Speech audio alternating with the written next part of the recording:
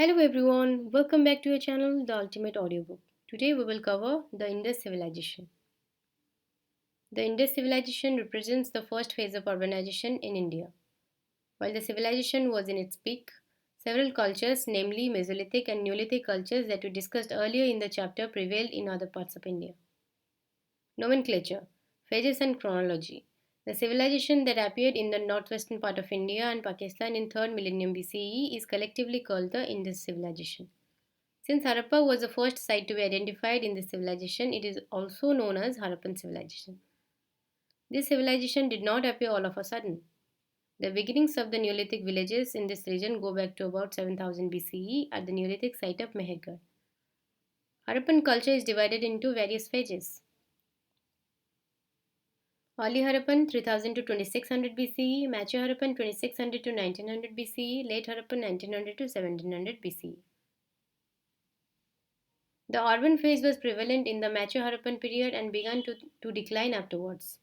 The Indus Valley site of Harappa was first visited by Charles Mason in 1826 CE and Amri by Alexander Burns in 1831. The site of Harappa was destroyed for laying the railway line from Lahore to Multan. The seal from this site reached Alexander Cunningham, the first surveyor of the Archaeological Survey of India. Alexander Cunningham visited the site in 1853, 1856, and 1875. But the importance of the site and the associated civilization were not realized until Sir John Marshall took over as the Director General of ASI and initiated research at the site. Sir John Marshall played an important role in the development of archaeology in India. Later in the 1940s, Mortimer Wheeler excavated the Harappan sites. After the partition of the Indian subcontinent, many of the Harappan sites went to Pakistan, and thus archaeologists were keen to trace the Harappan sites on the Indian side.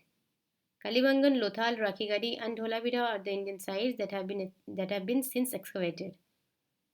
The explorations and excavations conducted after the 1950s have helped to understand the Harappan civilization and its nature. Geographical area and the settlements. The Indus civilization and the contemporary cultures covered nearly 1.5 million square kilometers in India and Pakistan. The settlements of Sutka Gindor in the west on the Pakistan-Iran border, Shortugai, Afghanistan in the north, Alamgirpur, Uttar Pradesh, India in the east, and Daimabad, Maharashtra, India in the south are the boundaries of this civilization. Its core area was in the regions of Pakistan, Gujarat, Rajasthan, and Haryana. The early beginnings. The Indus region, Mehergarh is one of the areas of the world where agriculture and animal domestication began very early. We don't know if there is any continuity between the Neolithic cultures of the Indus region and the later urban civilization. The early Harappan phase saw the development of villages and towns in the entire region. In the mature Harappan phase, urban centers developed. Plant towns. Harappa, Punjab, Pakistan; Mohenjo-daro, Sindh, Pakistan; Dholavira, Lothal, and Surkodda, Gujarat, India; Kalibangan, Rajasthan, India; Banwali and Rakhigadi, Haryana, India are the major cities in the Harappan period. Fortification, well-planned streets and lanes and drainages are noticed in the Harappan towns. A civic authority perhaps controlled the planning of the towns. The Harappans used baked and unbaked bricks and stones for construction. The towns had a grid pattern and drainages were systematically built. The houses were built of mud bricks while the drainages were built with burnt bricks. Houses had more than one floor. The site of Mohenjo-daro had a plant town built on a platform. It has two distinct areas. One is identified as the citadel and another as the lower town. The houses had bathrooms paved with burnt bricks and proper drains. Some houses had stairs indicating the existence of an upper floor. The houses had multiple rooms. Many of the houses had a central courtyard with rooms all around. The citadel area had important residential structures that were either used by the public or select residents. In Mohenjo-daro, a building has been identified as a warehouse. The Great Bath is a tank situated within a courtyard. The corridors were present on all four sides and stairs as seen on the northern and southern sides. It was well paved with several adjacent rooms. Some structures are identified as granary. The bricks were laid watertight with gypsum mortar. It had drainage. It is associated with ritual bathing. Subsistence and economic production. Agriculture was an important source of subsistence for the Harappans. The Harappans cultivated diverse crops such as wheat, barley, lentil, chickpea, sesame, and various millets. Agricultural surplus was an important stimulus for a number of developments. They adopted a double cropping system. The Harappans used plows. They perhaps plowed the land and then sowed the seeds. Plowed fields have been found at Kalibangan. They used both canal and well irrigation. Archaeobotanists study ancient agriculture and human and environmental relationships. Animal domestication. Pastoralism was also practiced by the Harappans. They domesticated sheep, goat, and fowl. They had knowledge of various other animals, including buffalo, pig, and elephant. But horse was not known to them. The Harappan cattle are called zebu. It is a large breed often represented in their seals. They also ate fish and birds. Evidence of boar, deer, and gharial has been found at the Harappan sites.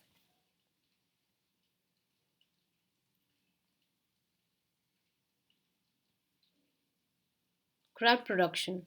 Craft production was an important part of the Harappan economy. Bead and ornament making, shell bangle making, and metalworking were the major crafts. They made beads and ornaments out of carnelian, jasper, crystal, and steatite. Metals like copper, bronze, and gold and shell, faience, and terracotta or burnt clay. The beads were made in innumerable designs and decorations. They were exported to Mesopotamia, and the evidence for such exported artifacts have been found from the excavations in Mesopotamian sites. Certain Harappan sites specialized in the production of certain craft materials.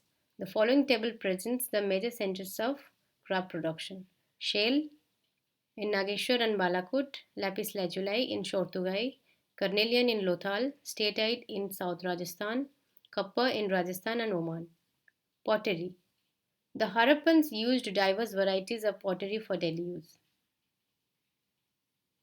They use well-fired pottery. Their potteries have a deep red sleeve and black paintings. The pottery are shaped like dish and stands, storage jars, perforated jars, goblets, S-shaped jars, plates, dishes, bowls, and pots. The painted motifs generally noticed on the pottery are people leaves, fish scale design,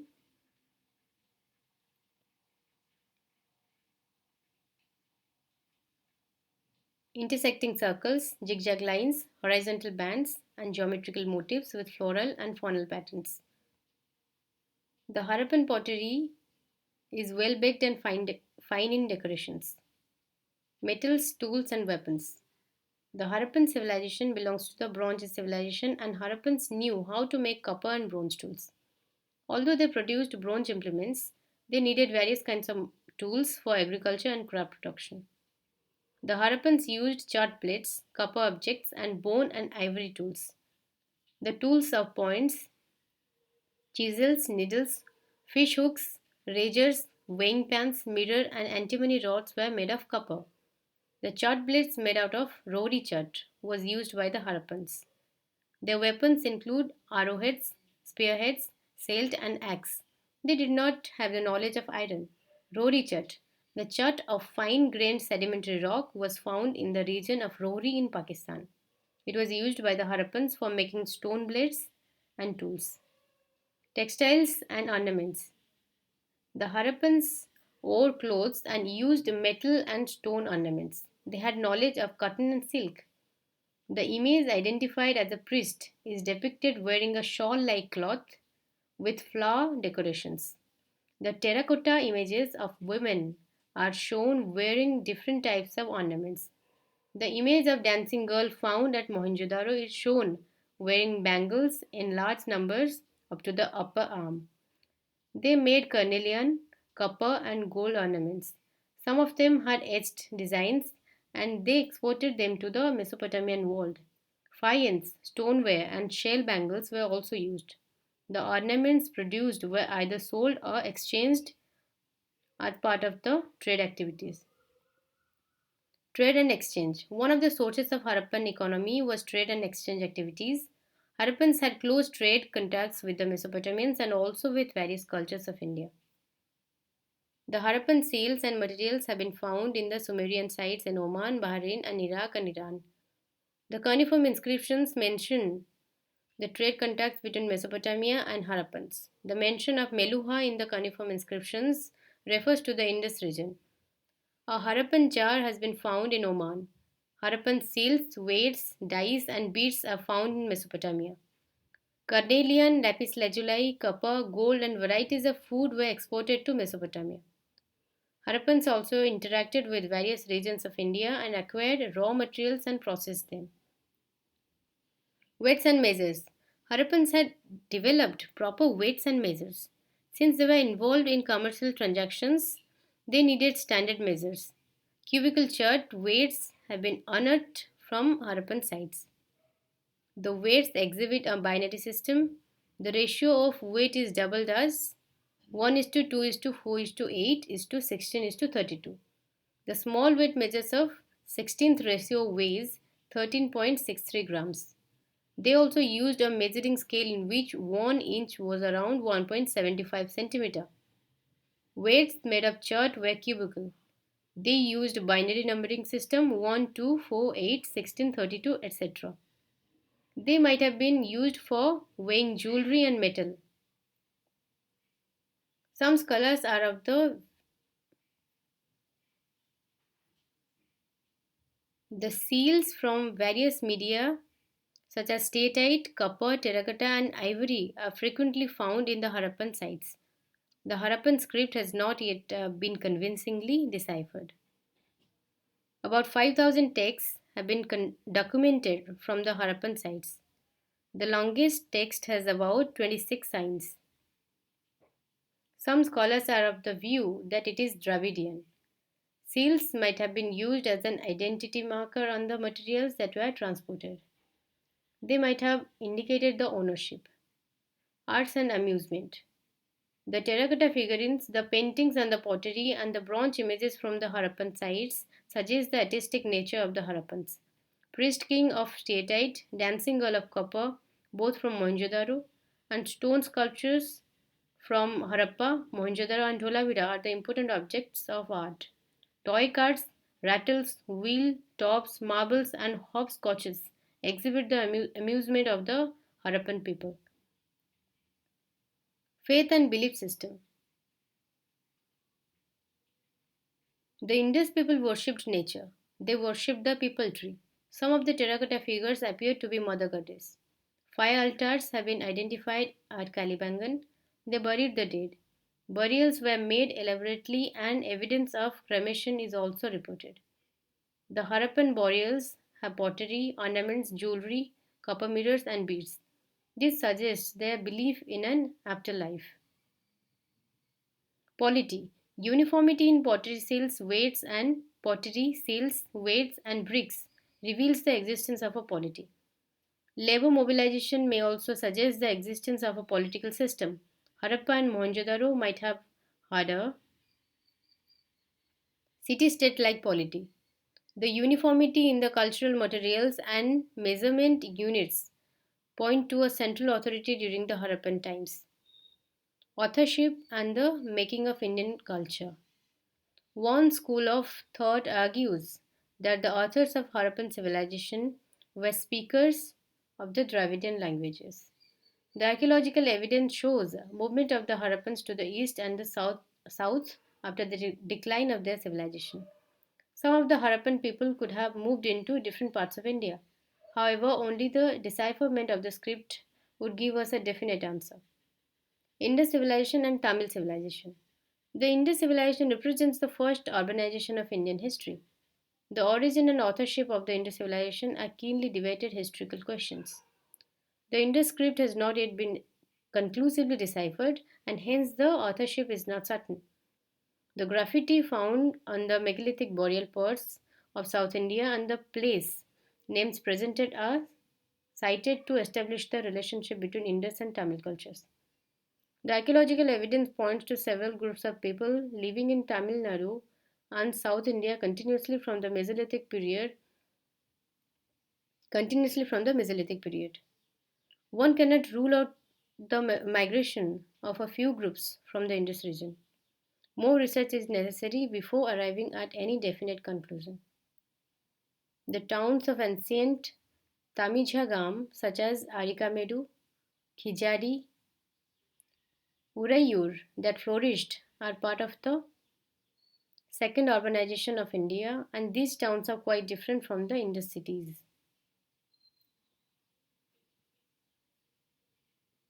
Contemporary cultures of the Indus civilization. Several groups, including pastoral people, farmers, and hunter gatherers, lived in the Indus region.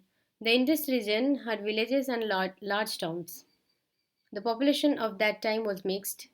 Innumerable communities of hunter gatherers, pastoral people, and farmers from Kanyakumari to Kashmir and Gujarat to Arunachal Pradesh could have existed during this period.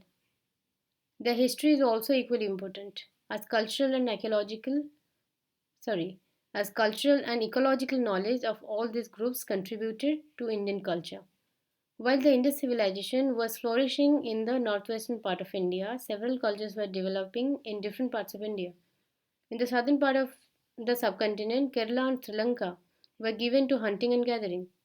Harappans who had knowledge of watercrafts might have had connections and interactions with South India, but no clear archaeological evidence on this is available. The northern part of South India, that is the Karnataka and Andhra region, had Neolithic cultures engaged in pastoralism and plough agriculture. Similarly, the Chalcolithic cultures were prevalent in Deccan and western India, while Neolithic cultures permeated northern India, including Kashmir, Ganges Valley, and central and eastern India. Thus, India was a cultural mosaic during the time of the Harappans. Decline. The Indus Valley civilization declined from about 1900 BC. Changes in climate, decline of the trade with the Mesopotamia, and the drying of the river and water resources due to continuous drought are some of the reasons attributed by historians for the decline. Invasions, floods, and shifting of the river courses are also cited as reasons for the ruin of Indus civilization. In course of time, the people shifted to the southern and eastern directions from the Indus region. So we have to conclude here. I hope this audiobook will definitely help you. If you like the audiobook, don't forget to like, share, subscribe to Ultimate Audiobook. And don't forget to hit the bell icon. I'll meet you with a new chapter. Till then, take care and bye bye everyone.